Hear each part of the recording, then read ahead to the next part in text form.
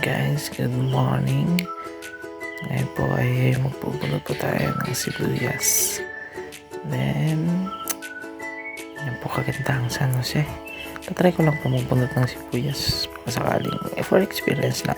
And yan, papakita ko lang po sa inyo kung gaano kaganda ang pampautog nila dito sa San Jose. Diba ang ganda?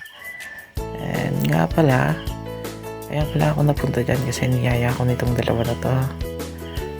Siya nga pala si Monmon. Siya yung unang nag-aya sa akin para daw magkapera. Kasi nagka-offend may trabaho. Sideline muna tayo. At yan po nga pala si Janjan. Yan. Kapatid po yan ng ano. And ito nga pala yung ano. Yung mga bulot namin mga sibuyas. And yan po. Medyo madami-dami natin. And kinukas ko po yung camera ko kay Monmon. Cute niya kasi yung pogi niya, tapos lalo yung mga na-moves niyang ganun. Uy, so, sipag-sipag niya dyan.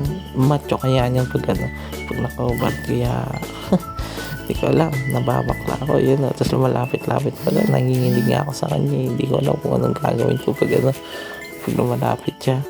And ganito na pala karami yung ano, nabunot namin yung mga sibuyas. And may nakita ako, sino to?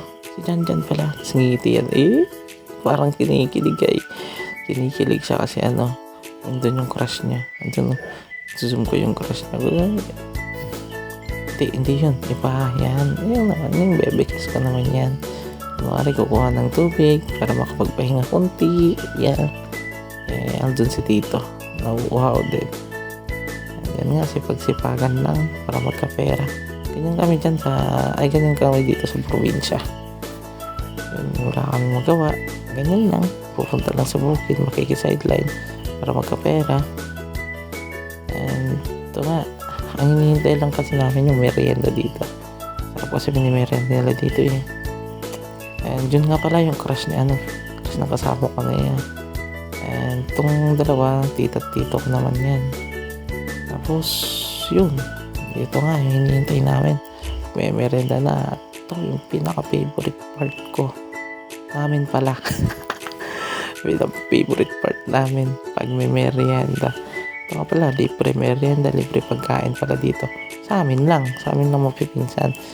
Sa iba hindi. Kaya itong video na po to. Let's go! Goodbye!